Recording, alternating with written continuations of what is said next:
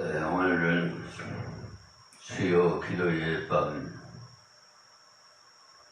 저희들에게 주신 말씀은 사무엘하 강해 설교로 24장 4절 말씀부터 말씀드리겠습니다.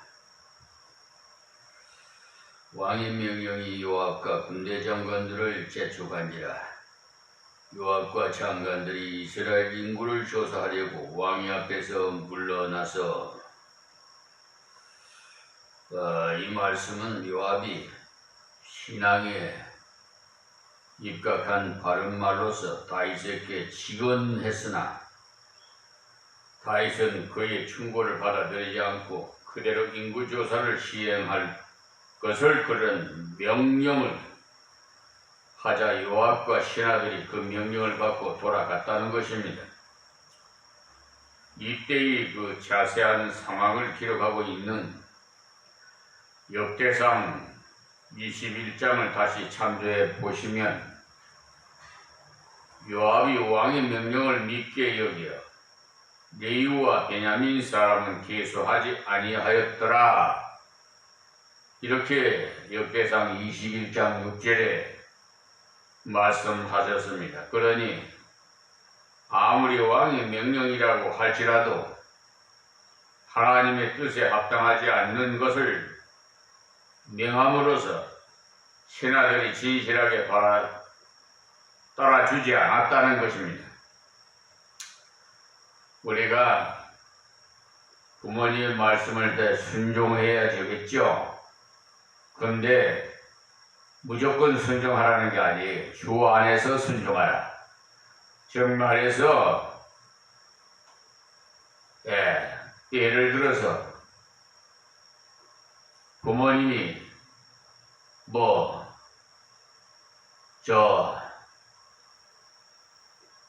좀 나쁜 짓을 지시를 하든지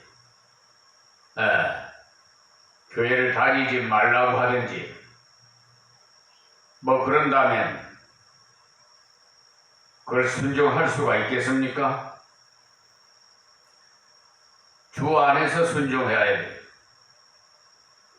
여기서도 역시 하나님의 말씀의 뜻에 합당하지 못함으로써 이렇게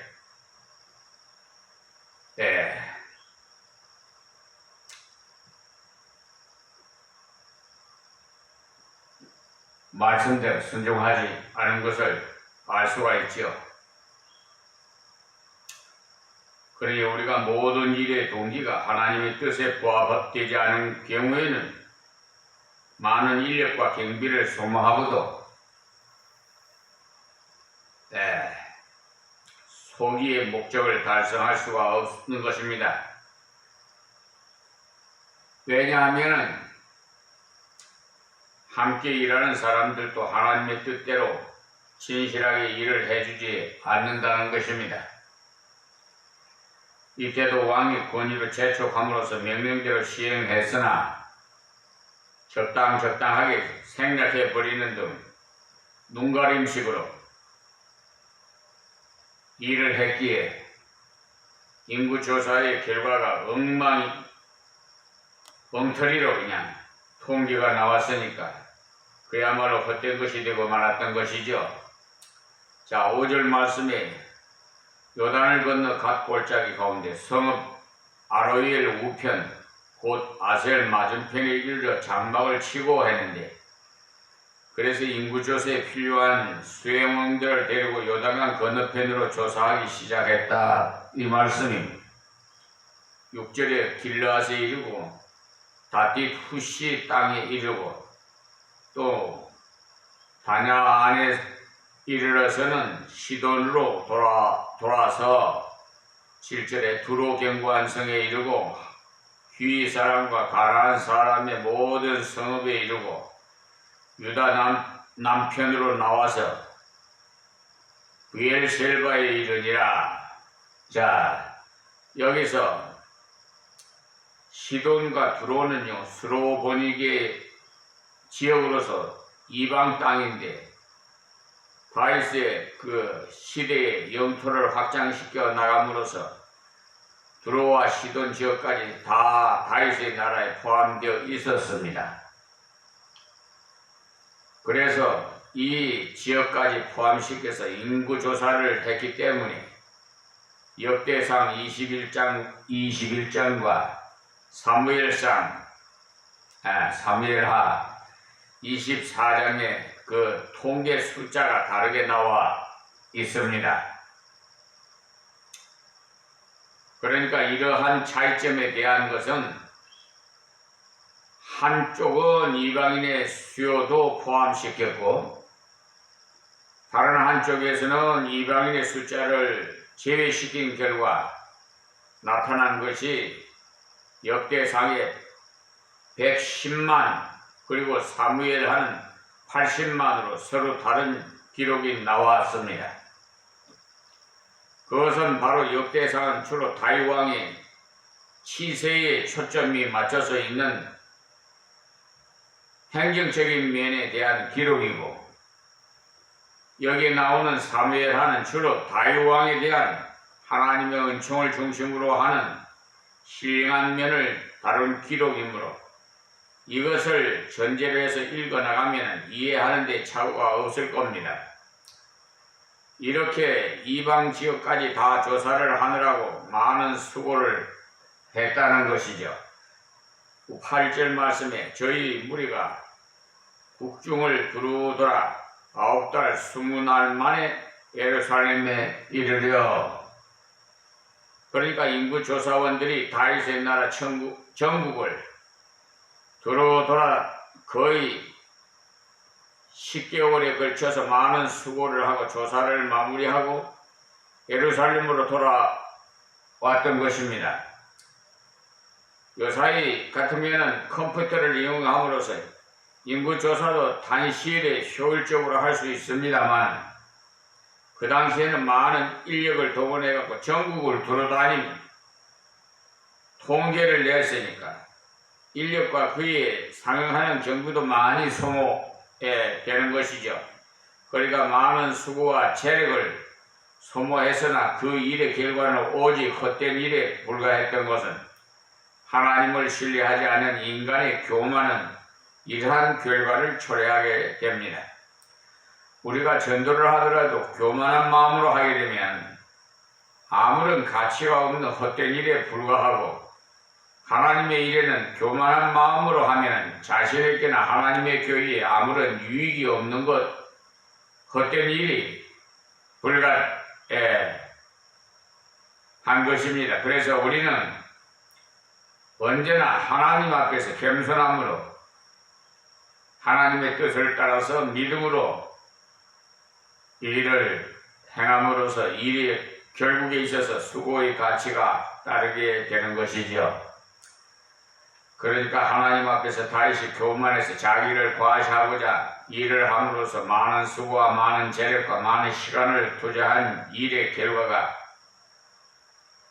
무익하게 헛되더라는 것입니다. 다음 9절 말씀에 요압이 인구 도수를 함께 구하니 곧 이스라엘에서 칼을 빼는 담대한 자가 80만이요 유다 사람이 50만이었더라. 여기 이스라엘은 북쪽 10지파에 속한 이스라엘을 말하는 것으로서 이들 중에 칼을 뺄 만한 자를, 그러니까 전쟁터에 그러니까 보낼 자를 조사해 보니까 80만이었더라고 왕께 보고를 했어요. 그리고 유다 사람은 곧 다윗의 지파로서 이들 역시 조사한 결과 50만이었더라고 했으니까 병력에 종사할 수 있는 군인의 숫자는 도합 130만이 되는 굉장한 통계 수치를 나온 겁니다. 현재 우리나라의 군인의 수와 비교하더라도 월등히 많은 것을 보면 다윗의 군사력의 막강함이 입증된 셈이죠. 이스라엘이 출애굽 당시에 그 군인의 수가 60만이었음을 볼 때 지금의 다윗의 군사는 배가 넘는 굉장한 숫자로 불어난 것입니다.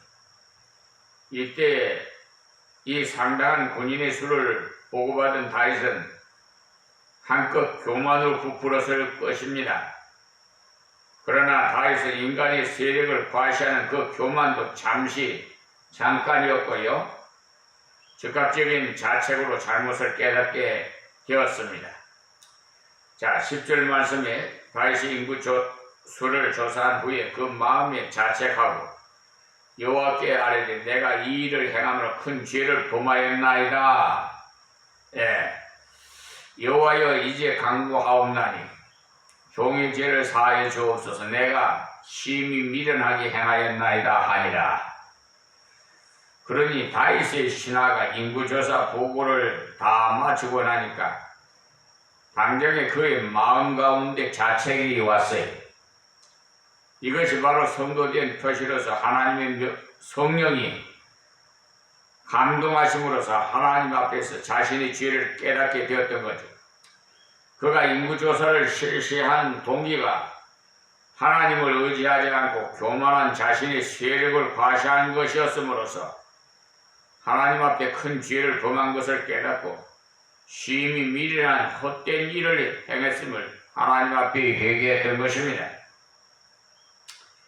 여기에 다윗의 교만이 하나님 앞에 큰 죄인 이유는 그가 하나님의 영광을 가로챘기 때문에, 그래서 다윗이 그가 행한 일에 심히 미련한 큰 죄인 것을 깨달아서 하나님 앞에 사해 주시기를 간절히 구함으로써 하나님께서 다윗의 기도를 들으시고 사해 주시되 많은 희생을 치르고 사해 주셨습니다.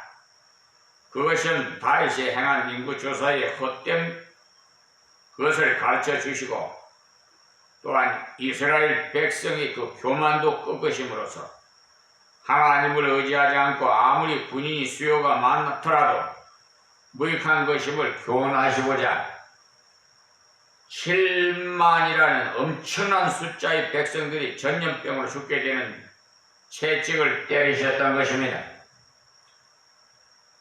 그러므로 우리는 이 말씀을 통해서 다윗의 인간적인 교만이 실패하게 된 이유, 곧 다윗이 주신 분을 생각하지 않고 주신 것을 과시하면서 자랑했던 것이라는 것을 알 수가 있어요. 그리고 형제의 충고를 무시하고 헛된 것이라는 것을 알 수 있습니다. 그래서 하나님께서 그 교만의 결과가 백해무익한 헛된 것으로 만들어 주셨어요. 그러므로 우리가 승리와 번창이 나의 것인 줄 알면 반드시 다윗과 같이 실패를 경험하게 됩니다. 우리들이 승리하거나 번창하거나 잘 될 때 이것이 하나님 것인 줄로 깨달아서 하나님을 과시하고 하나님을 드러낼 때에 지속적인 은혜를 누릴 수가 있어요. 겸손은 많은 것을 보존하는 힘이 있는 것이죠. 겸손의 골짜기가 깊을수록 은혜의 물이 많이 담긴다고 합니다. 골짜기가 깊으면 그만큼 물이 잠길 면적이 커지기 때문에 겸손의 골짜기는 깊을수록 은혜의 물을 많이 확보하게 되죠. 그러니까 우리의 믿음과 순종은 역사하는 능력이 있습니다. 그러나 우리의 겸손은 우리 은혜를 지속적으로 보존해서 지탱할 능력이 그러니까 하나님의 말씀에 순종해야 돼. 인간은 무엇이 증가하면 마음속에 교만이 올라오면서 과시하고자 하는 심리가 작용하는데 성도라는 여기에서 제외되지 않는다는 사실을 염두에 두고 항상 하나님 말씀에 밀집하게 깨어있지 않으면 교만이 무리를 주장하게 됨으로써 결국은 큰 실패를 하게 된다는 사실을 명심하십시오. 그러므로 하나님 앞에서 말씀과 기도를 항상 깨어서 근신함으로써 모든 것이 나의 것이 아니라 주의 것인 줄로 아는 겸손한 자가 되십시오. 그리고 다윗과 같은 실패를 방지하기 위해서는 항상 하나님 말씀과 기도로 깨어 있어야 합니다. 형제의 충고와 좋은 의견을 수납할 줄도 아는 자세가 되어야 하고요. 그리고 우리 마음속에 감동이 올 때 지체하지 마시고 즉시 회개하고 돌이킬 때 우리는 교만에서 건짐을 받아서 겸손으로 돌아갈 수 있는 것입니다. 이 말씀을 기억하시고 우리 자신이 하나님께로부터 생명의 은혜와 더불어서 많은 생활의 은혜를 받은 하나님의 성도로서 하나님을 높이고 하나님을 자랑하고 하나님의 영광을 위해서 살아갈 때 하나님께서 겸손을 주시며 생활의 은혜도 주시려는 것입니다.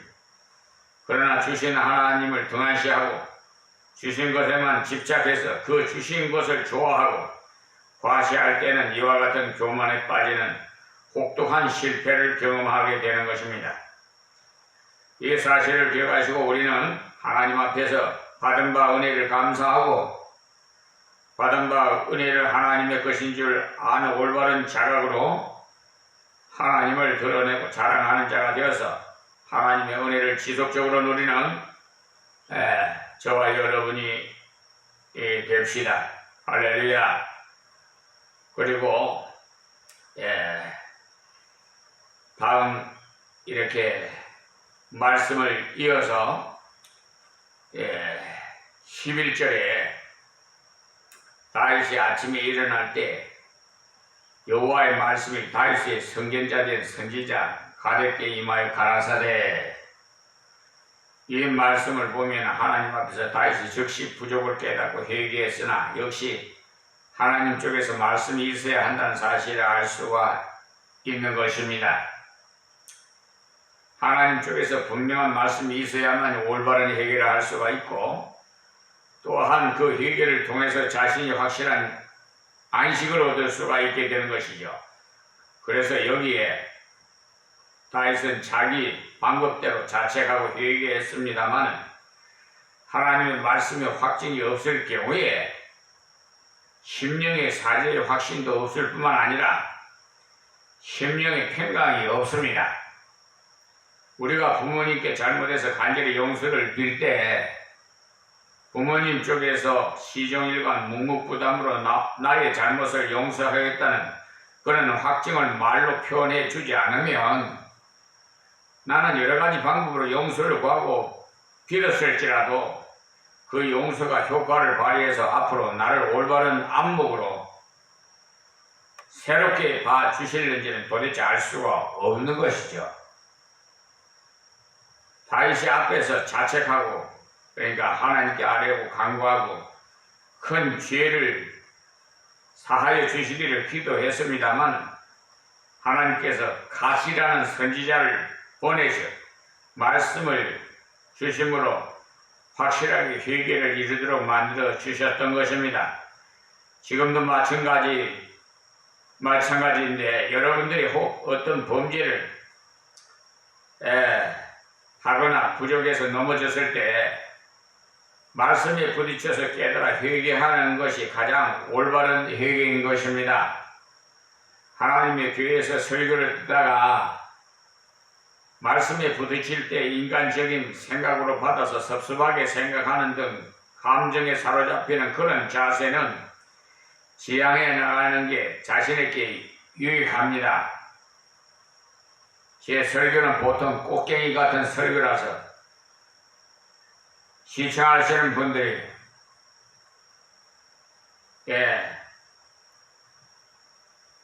그런 감정으로 받을 우려성이 많아요. 그런데 사실은 이 말씀을 달게 여기고 받아들일 때 아멘으로 그분에게는 큰 유익이 됩니다. 사실 말씀을 올바르게 받는다면 말씀에 부딪히는 데서 그 지어야 될 사람은 아무도 없어요. 전혀 말씀에 부딪힌 적이 없다.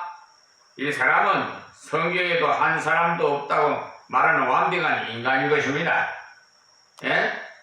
그러므로 우리가 하나님 앞에서 설교를 듣다가 아니면 홀로 성경을 읽다가 마음에 부딪히는 말씀이 발견되는 것은 가장 안전하고 정상적인 방법으로 하나님께로 돌아갈 수 있는 하나님께서 주시는 최선의 길이라는 것을 깨달으시기 바랍니다. 그리고 이때 다윗이 스스로 하나님께 회개했을 때 하나님께서 갓이라는 선지자를 보내서 말씀을 주셨던 것이죠. 자, 12절 말씀에 가서 다윗에게 말하기를 여호와의 말씀에 내가 네게 세 가지를 보이노니 너는 그 중에서 하나를 택하라. 내가 그것을 네게 행하리라 하셨다 하라. 그러니까 하나님께서 다윗의 잘못된 교만을 낮추시기 위해서 채찍을 가하고자 하셨던 것입니다.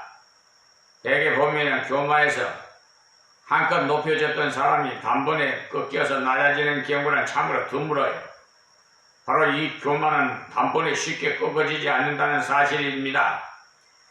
그래서 하나님께서 징계를 가하시되 세 가지의 유형을 제시하면서 다윗에게 선택하라고 명하셨던 것인데 세 가지 중에 하나인 7년 동안의 기근이 있을 경우에 온 백성들이 흉년으로 인해서 기아 선상에 허덕이는 어려움을 통해서 다윗은 하나님을 의지하지 않는 인간의 어떤 일도 다 헛되다는 철저한 인간의 무능을 깨닫고 겸비해짐으로써 하나님의 은혜를 새롭게 받을 수 있는 은혜의 그릇이 갖추어지게 되는 것입니다. 하나님 앞에서 겸손할 때 하나님의 은혜를 받을 그릇이 준비되는 것입니다. 그래서 하나님께서 이 세 가지의 징계를 통해서 하나님을 의지하지 않은 교만한 죄에 대한 심각성을 통감해서 그 죄값이 하나님의 은혜를 가로막는 장애물이 된다는 사실을 절실히 깨닫도록 하기 위해서 하나님께서 세 가지를 제시했습니다. 자, 13절 말씀에 갓이 다윗에게 이르되 고하여 가로되 왕의 땅에 7년 기근이 있을 것이니까 혹시 왕의 대적에게 쫓겨 석 달을 그 앞에서 도망하실 것이니까 혹시 왕의 땅에 3일 동안 원역이 있을 것이니까 왕은 생각하여 보고 나를 보내신 이에게 대답하게 하소서. 자, 세 가지를 제시하지요. 하나님께서 다윗의 인구조사한 죄를 즉시 회개할 때 하나님께서 그의 죄는 용서하셨습니다마는 본래 작정하신 대로 징계를 가하시되 선지자 갓을 보내가지고 세 가지 재앙 중에 하나를 택하라고 이렇게 하셨어요. 이를 인해서 다윗이 인구조사를 통해서 의존했던 이스라엘 군인의 수요가 줄어들므로써 권세를 자랑하려던 애초에 그 동기와는 엄청난 차이가 나타난 것을 깨달음으로써 인구조사의 그 헛됨과 더불어서 하나님을 의지하지 않고는 안 된다는 철저한 인간의 무능을 깨달았어요. 하나님의 능하신 손길 아래에서 겸비해질 수가 또 있었습니다. 그러니까 7년 기근이나 대적이나 쫓겨 다윗의 석 달을 도망한 것이나 3일 동안의 원역이나 이 모든 재앙은요 극도의 하나님을 의지하는 겸손이 요구되는 것이지. 그러므로 높아진 다윗의 교만을 극심하게 깎아내리는 작업 과정이 되는 것입니다. 이 세 가지의 징계가 모두 인구조사와 관련지어서 인간 수치의 통계의 허점을 보여주고 있는 것입니다. 하나님께서 징계하시는 방법이 에스겔서나 에레미야서를 보게 되면요, 대략 이 세 가지 방법을 통해서 징계하시는데 곧 기근과 전쟁과 원역인 것입니다. 기근은 만물을 사용하셔서 하나님께서 징계하시는 방법이고요. 전쟁은 인간을 사용하셔서 징계하시는 방법이에요. 원역은 하나님의 직접적인 손길로서 간섭하시는 증거로서 보여주시기 위해서 갑자기 급성 전염병을 일으키셔서 많은 사람들이 죽는 것입니다. 코로나19 같은 전염병 말이에요. 그러므로 그것은 하나님께서 직접 간섭하신 확실한 증거를 보여주시는 거죠. 그래서 하나님께서 선지자 갓을